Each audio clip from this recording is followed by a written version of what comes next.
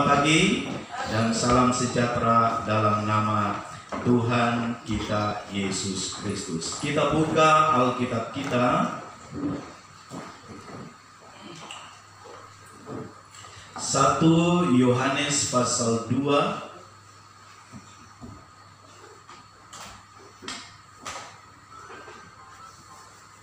ayatnya yang ke-18. Saya menyampaikan seri terakhir dari pelajaran-pelajaran beberapa minggu yang lalu telah saya sampaikan kepada kita semua, sehingga saya berharap waktu yang ada, ya, setengah jam ke depan ini atau tidak sampai setengah jam, kita akan maksimalkan kembali sehingga kita bisa memahami lebih dalam dan lebih sungguh lagi, ya, tentang kebenaran firman Tuhan.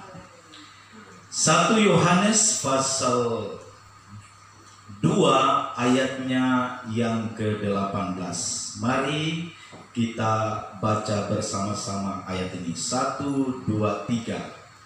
Anak-anakku, waktu ini adalah waktu yang terakhir, dan seperti yang telah kamu dengar, seorang antikristus akan datang. Sekarang telah bangkit banyak antikristus. Itulah tandanya bahwa waktu ini benar adalah waktu yang terakhir. Katakan amin. Ciri-ciri daripada antikris beberapa waktu yang lalu kita sudah mempelajari. Nah, surat 1 Yohanes ini ditulis kira-kira pada tahun 98, ya. Jadi kalau kita mempelajari Alkitab ini, bahwa Yesus itu lahir sekitar abad ke-4 sebelum Masehi. Dia berkarya, ya, selama 3,5 tahun sejak dia berumur 30. Maka dia memanggil murid-muridnya, dan salah satu muridnya ini bernama Rasul Yohanes. Nah, kita melihat peristiwa atau kejadian atau kondisi atau keadaan yang ditulis oleh Rasul Yohanes itu, saudara, saya katakan tadi bahwa ini sekitar tahun 96 Masehi, ya, belum masuk tahun ke-100.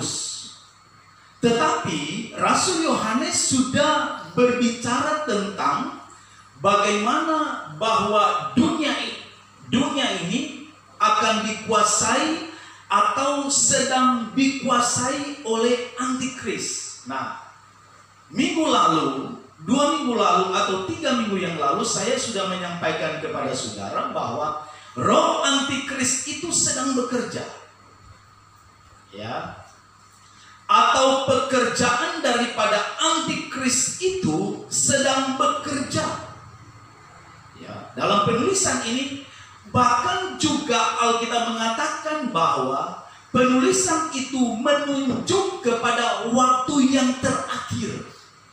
Jadi Rasul Yohanes ini berbicara tentang hari itu atau saat itu adalah hari-hari terakhir. Nah, sekarang coba saudara hitung. Penulisannya ini tahun 96. Sekarang sudah 2000 berapa? 21. Ya, barangkali juga sudah bertanya, mana itu antikris? Sebagaimana yang dijelaskan oleh Alkitab yang kita baca pada hari ini. Ingat baik jemaat, saya sudah katakan berulang-ulang lewat kebenaran firman Tuhan bahwa roh antikris itu sedang bekerja di hari-hari ini. Ya, tapi satu saat nanti, ya, dia akan menyatakan diri sebagaimana yang telah dijelaskan beberapa waktu yang lalu. Nah, sekarang kita akan melihat bahwa roh antikris itu modelnya seperti apa, ya, atau keadaannya seperti apa. Ciri-ciri daripada antikris yang pertama-tama adalah dusta. Nah, saudara-saudara, perhatikan baik. Ini sesuatu yang serius. Kita seringkali mengajar, mendidik anak-anak kita supaya, hai anakku, nggak boleh bohong atau nggak boleh dusta. Betul atau nggak orang tua? Bukankah itu yang kita tanamkan, nilai-nilai, ya, nilai-nilai moral yang harus kita tanamkan kepada setiap anak-anak kita. Nah, salah satunya ini, kata ini mudah saja. Nggak boleh dusta, nggak boleh bohong. Itu yang selalu kita tanamkan. Sebab nilai ini sangat penting menentukan masa depan daripada anak kita. Kalau dia sejak dini, dia sejak kecil, dia suka dusta, dia suka bohong, maka hal ini juga akan mempengaruhi hidupnya sampai dia dewasa nanti. Kekristenan kita harus seperti itu. Ya. Sejak kita menjadi orang percaya, menjadi anak-anak Tuhan, mengenal Kristus, saudara mengatakan bahwa saya ini adalah keluarga daripada Allah. Kita tanamkan hal ini. Kita nggak boleh dusta, atau kita tidak boleh bohong. Sebab ini merupakan ciri-ciri daripada antikris. Ya, hari ini karena firman Allah itu seperti pedang bermata dua. Hari ini juga saya ditegur oleh firman Tuhan.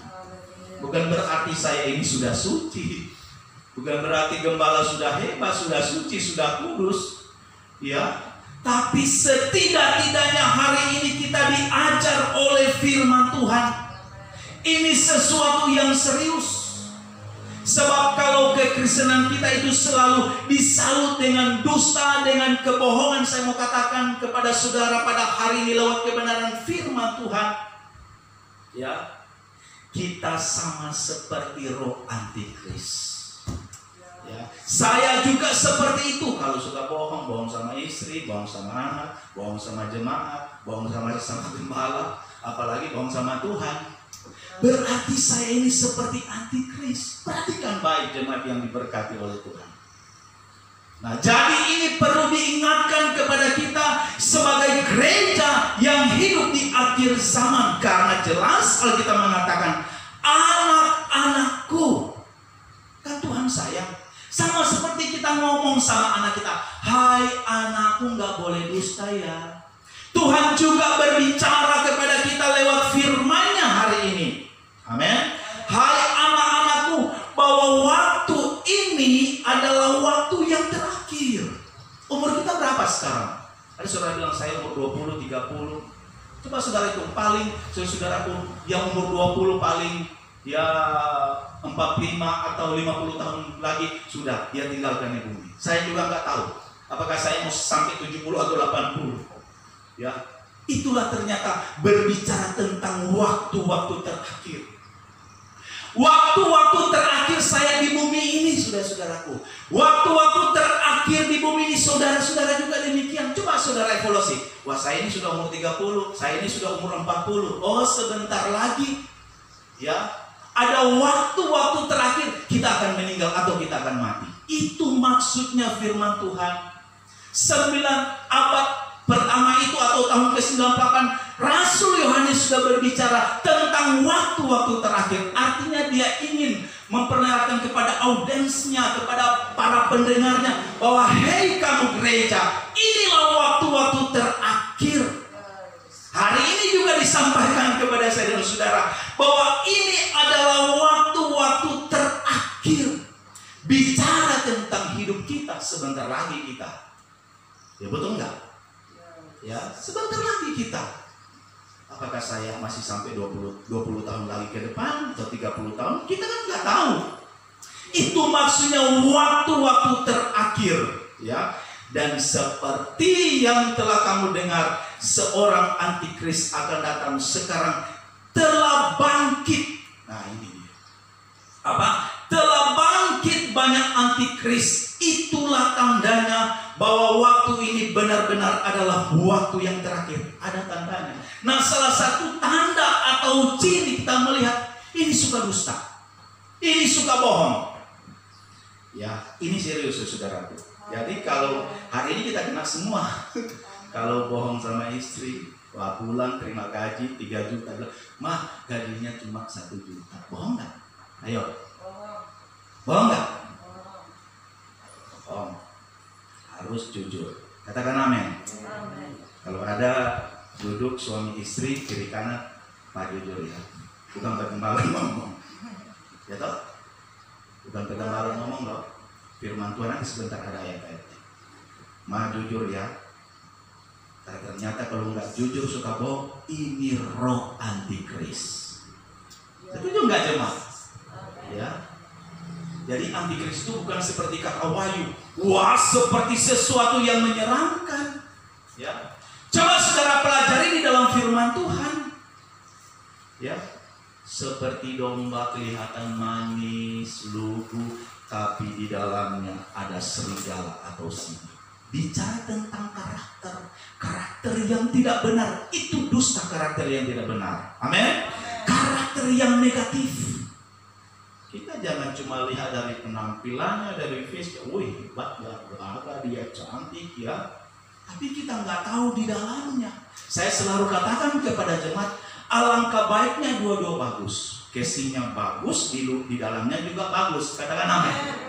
Ya, jangan kita cuma berpenampilan cantik, gagah, tapi di dalamnya ada kepalsuan. Apa gunanya saudara-saudaraku? Sebab sekali lagi saya mau katakan, yang menilai kita bukan manusia, yang menilai saya itu, saudara barangkali lihat, wah Pak Gembala itu tinggi ya, kalau pakai, wah. Tapi saudara nggak tahu hati saya. Saya juga menilai saudara seperti itu, jemaat-jemaat. Waduh, bagusnya ibu ini, bagusnya. Saya kan nggak tahu isi hati saudara-saudara. Apakah saudara pernah bohong? Apakah saudara pernah dusta? Ini berlaku kepada umum, saudara-saudaraku. Berlaku kepada kita semua. Sekarang kita lihat apa kata firman Tuhan. Yohanes pasal 8. Yohanes pasal 8. Penulisnya siapa ini? Sama Rasul Yohanes. Coba sekarang kita baca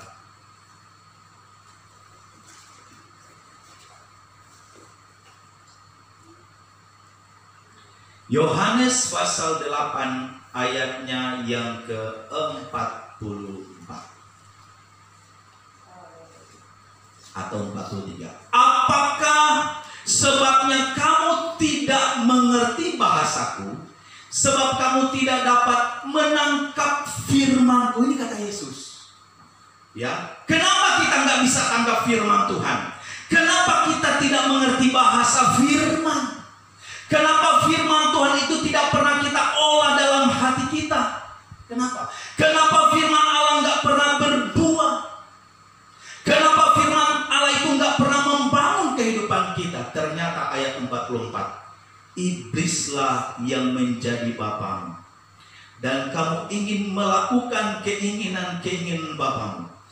Ia adalah pembunuh manusia sejak semula dan tidak hidup dalam apa? Kebenaran. Sebab di dalam dia tidak ada kebenaran. Apabila ia berkata apa?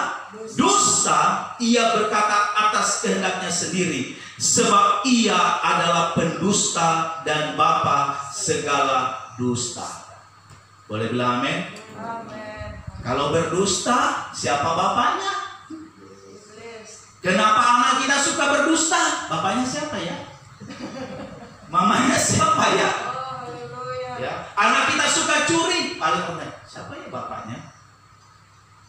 Siapa ya mamanya? Halo jemaat Tuhan. Hai gembala. Ya.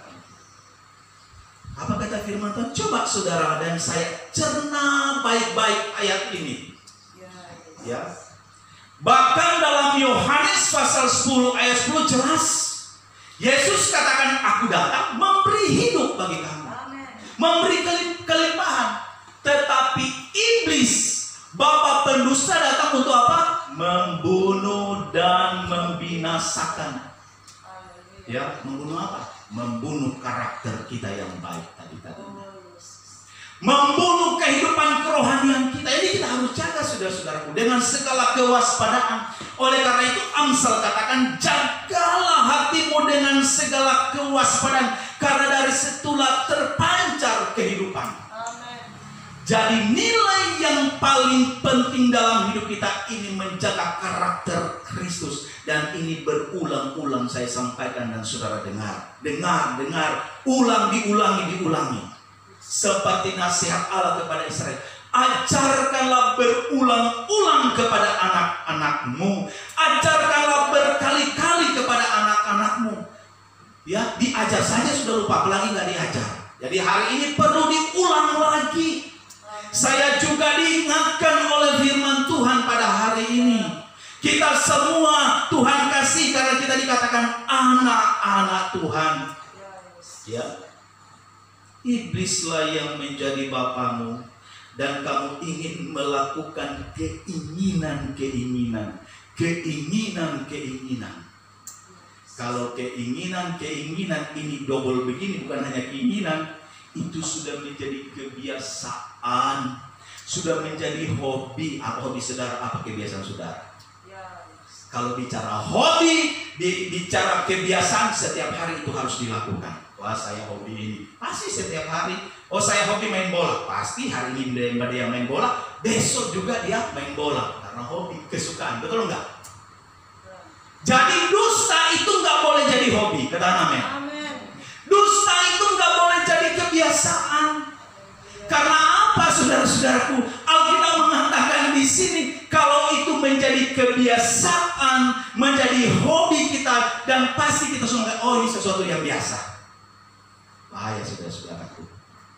Kalau kita sudah biasa atau membiasakan diri untuk melakukan hal-hal yang demikian, coba saudara lihat, iblis yang menjadi bapamu. Padahal kalau kita membaca dalam kitab, dalam surat 1 Yohanes pasal 2 ayat 18, Yesus sendiri berkata, firman Allah sendiri berkata bahwa anak-anakku, kita kan anak-anak Tuhan. Anak-anak siapa? Anak-anak Tuhan. Ya. Anak-anak Kristus. Haleluya. Anak-anak yang dikasihi oleh Tuhan. Ada lagi. Sekarang kita lihat dalam perjanjian lama. Coba dalam kitab Kejadian, ini kaitannya dengan ya pembahasan tadi. Coba sekarang kita lihat dalam Kejadian pasal 3. Perhatikan. Adapun ular, ialah yang paling cerdik dari segala binatang di darat yang dijadikan oleh Tuhan Allah. Ular itu berkata kepada perempuan itu, tentulah Allah berfirman, semua pohon dalam taman ini jangan kamu makan buahnya, bukan? Saya mau tanya sama jemaat, betulkah ini kata iblis? Betulkah Tuhan ngomong sama manusia? Ya, coba saudara, ya, coba saudara lihat baik ini firman Tuhan. Betulkah atau benarkah Tuhan pernah berbicara kepada manusia? Ular itu berkata, ya, tentulah Allah berfirman, semua pohon dalam taman ini jangan kamu makan. Pernahkah Tuhan berfirman seperti itu? Pernahkah Tuhan bicara kepada Adam, kepada Hawa, semua pohon ini nggak boleh kamu makan buahnya? Tuhan tidak pernah berbicara seperti itu, tetapi Tuhan berbicara seperti pasal 2. Coba ayat 16. Lalu Tuhan Allah memberi perintah kepada manusia. Artinya Tuhan Allah berbicara atas otoritas, atas perintah Tuhan. Ini tegas. Semua pohon apa dalam taman ini boleh kau makan buahnya dengan bebas. Tapi tidak dengan iblis. Ini iblis memang pembohong, Pak. Kok saya sebut Pak? Ya, aduh, namanya iblis ini ya, pembohong ya. Dia suka bohong. Jadi sejak awal ini, saudara-saudaraku, sejak awal kejahatan manusia itu karena kebohongan iblis, karena dusta iblis. Iblis datang, dia bilang sama manusia, Tuhan kan berfirman sama kamu, semua pohon yang ada dalam taman ini, buahnya gak boleh kamu makan. Wah, lalu ini perempuan ini, atau siapa ini boleh berpikir-pikir, gak gitu suamiku ngomong sama saya.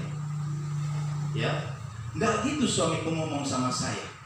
Betul gak? Ini kalau kita lihat ada 3, ada Allah, ada Adam, ada Hawa.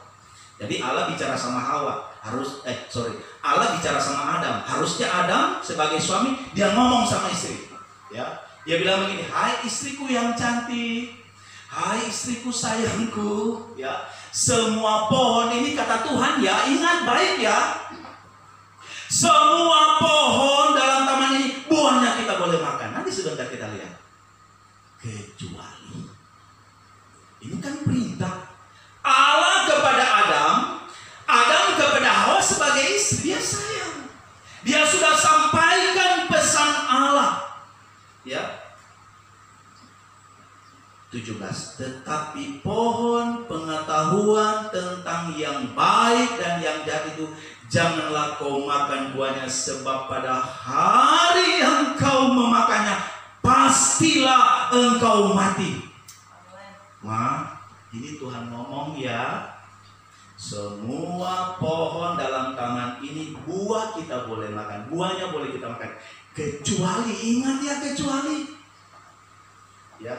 Jangan sampai kecuali ini kita suka pakai kompromi dengan dosa. Katakan amin.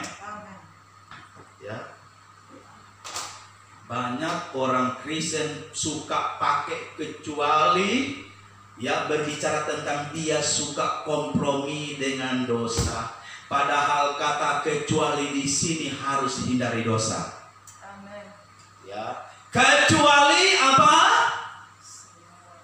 Tetapi pohon pengetahuan tentang baik dan yang jahat itu jangan kau makan buahnya, sebab pada hari engkau memakannya pasti engkau mati. Upah dosa adalah maut. Ya. Ini maksud daripada firman Tuhan. Upah dosa adalah maut. Jelas Tuhan berbicara seperti itu. Tetapi saudara-saudaraku perhatikan baik. Iblis olah pikiran daripada Hawa. Ya, kenapa dia nggak langsung ke Adam? Ya, karena Adam langsung menerima, dia pakai ini kaum lemah. Saya tidak mengatakan kepada di sini pria ke wanita-wanita ini harus seperti Hawa karena dia kaum lemah, enggak. Ya, kita harus punya karakter sebagai, Alkitab katakan, sebagai seorang laki-laki. Amin. Yang kekar, yang kuat. Anda juga sebagai kaum wanita, sebagai ibu-ibu harus kuat. Haleluya.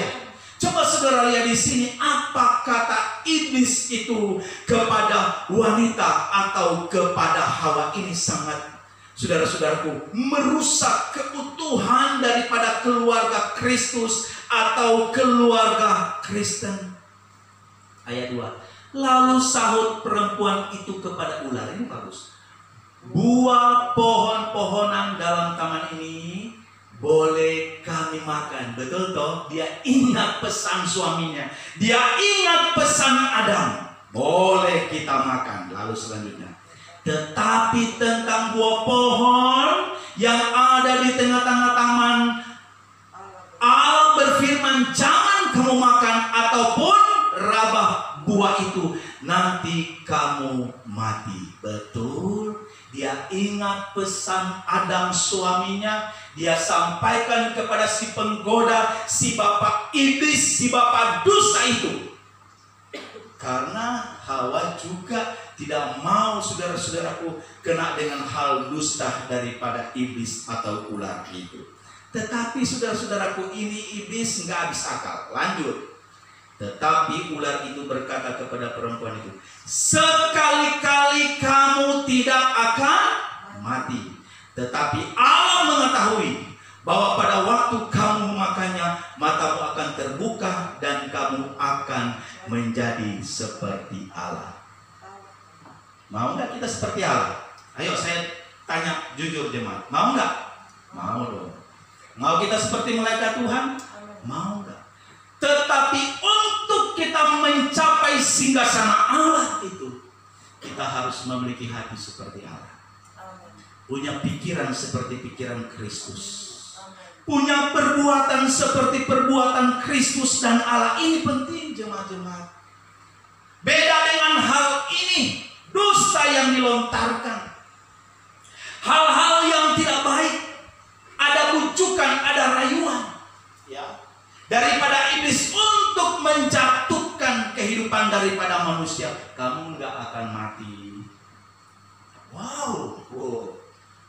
Seringkali manusia pada waktu kalau bikin kayak film dia bilang, wah ya kak, ya kak, iya betul kamu nggak mati, ya kak, gimana lagi?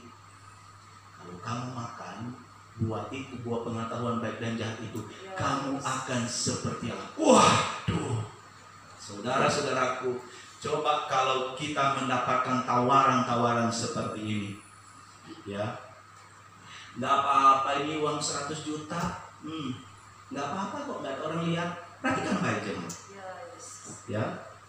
Nggak apa-apa ini uang 1 miliar, nggak apa orang kok nggak lihat. Kalau kamu pakai ini, kamu bisa beli mobil, kamu bisa bikin rumah, kamu bisa nyekolahkan anak.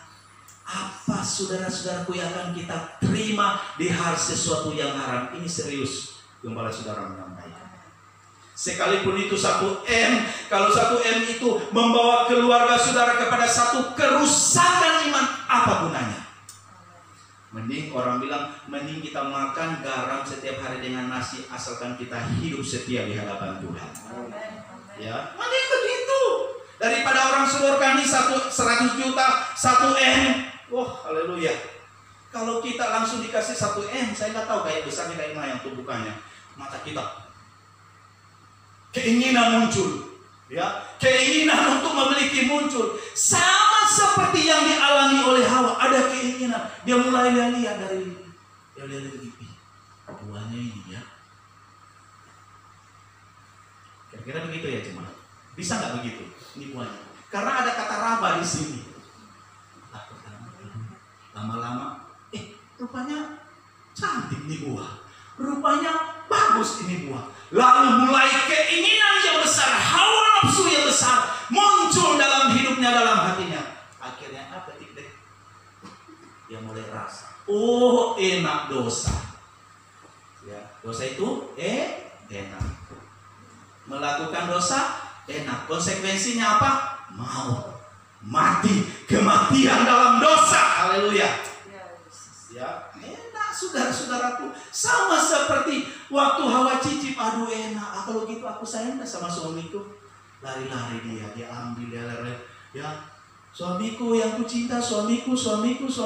Nih, karena si Adam dia cinta istrinya. Nah ini yang paling bahaya. Sudah seringkali gembala menyampaikan, keselamatan itu urusan masing-masing. Ya. Kalau ada suami melakukan dosa, apakah kita ikut mengikuti dosa dari suami? Jangan istri-istri. Begitu juga kalau istri-istri melakukan dosa, apakah suami karena cintanya kompromi dengan istri? Jangan, hai suami. Konsekuensinya besar. Ingat baik. Karena ini adalah roh antikris, roh dosa, dan roh ini sedang bekerja di tengah-tengah gereja. Sedang ingin meruntuhkan iman daripada gereja, sedang ingin memisahkan kasih karunia Allah kepada umat manusia, sehingga kita tidak menggapai hadirat daripada Allah. Hari ini kita harus tengking, ya. Hari ini kita harus patahkan, ya, roh-roh yang demikian. Ini akhir zaman. Saya ulangi dan saya ingatkan, sebentar lagi saya ini akan mati. Pakai bahasa mati saya supaya lebih jelas. Paling 20, 30 tahun, 40 tahun lagi. Dan itulah hari-hari terakhir. Itulah akhir zaman saya. Ya. Berarti sejak sekarang, sejak firman Allah ini datang kepada saya dan saudara, saya harus memperbaiki perilaku saya sebagai hamba Tuhan. Saudara juga dengar hari ini kita sudah dengar firman Tuhan. Oh, ini sudah akhir zaman. Hari-hari terakhir untuk saya. Berarti saya mau membenahi hidup saya. Jangan, saudara-saudara, perhatikan baik. Jangan kita tinggal. Panggil Pak Gembala, panggil Pak Pendeta. Saya mau bertobat. Kesempatan yang baik pada hari ini kita gunakan untuk datang memuliakan nama daripada Tuhan. Saudara-saudara, kenapa? Saudara barangkali sudah tahu, ya, ada keluarga kami sekarang koma, nggak bisa apa-apa. Pendeta macam-macam datang doakan. Dia nggak bisa ngomong, saudara-saudaraku, nggak bisa apa-apa. Maksud saya seperti itu jemaat. Jangan kita tinggal nafasnya satu-satu. Baru keluarga pada sibuk cari pendeta, cari gembala, mau doakan. Ya. Tapi ingat baik hari ini pesan ini, sampaikan kepada orang yang Anda kasihi. Jangan pada waktu kita nanti seperti itu baru mau cari Tuhan, jemaat yang saya kasihi. Tapi selagi kita masih hidup, masih bisa bekerja, masih bisa melayani, masih bisa baca firman Tuhan, masih bisa ngobrol dengan Tuhan, masih bisa berdoa dengan Tuhan, masih bisa ngomong dengan keluarga, mari kita tanamkan nilai-nilai spiritual yang baik di dalam setiap kehidupan kita. Ya, jangan saudara-saudaraku. Allah berbicara karena Allah mengasihi kita pada hari ini. Ya, Dia mau mencintai kita. Dia mau mengasihi kita. Supaya apa? Kita ini semakin baik dari hari ke hari. Saya katakan tadi, sama seperti gembala saudara, bukan manusia suci, bukan manusia kudus, tapi belajar terus, belajar terus. Saudara juga demikian, kita hari ini dituntut oleh Tuhan belajar terus kepada firman Tuhan. Karena hal itu kita tidak tahu. Waktu itu kita tidak tahu, betul nggak? Siapa sudah tahu mati? Kita nggak tahu, ya, kita tidak tahu, sama sekali kita tidak tahu. Tapi ada lalu katakan kesempatan. Hidup ini adalah kesempatan. Haleluya. Oh, masih ada kesempatan. Saya mau menyapa keluarga saya. Saya mau berbuat baik kepada keluarga saya. Saya mau setia kepada Tuhan. Amin. Saya mau mengasihi anak-anak. Saya mengasihi istri saya. Saya mau mengasihi suami saya. Saya mau mengasihi sesama gembala, sesama hamba-hamba Tuhan. Saling mengasihi, saudara-saudaraku. Ya, saling mengasihi. Ingat baik. Waktu kita ini singkat. Ya, waktu ini sangat singkat.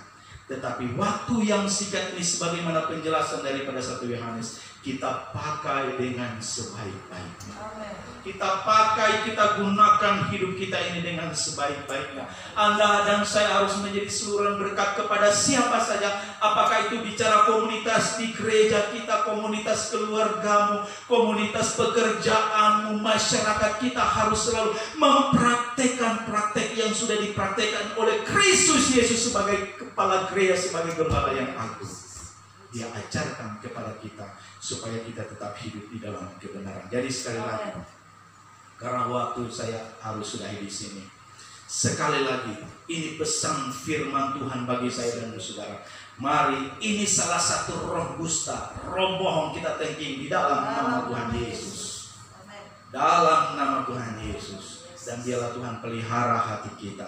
Tuhan pelihara pikiran kita seperti pikiran Kristus dan hati daripada Kristus. Amin. Tuhan Yesus memberkati kita.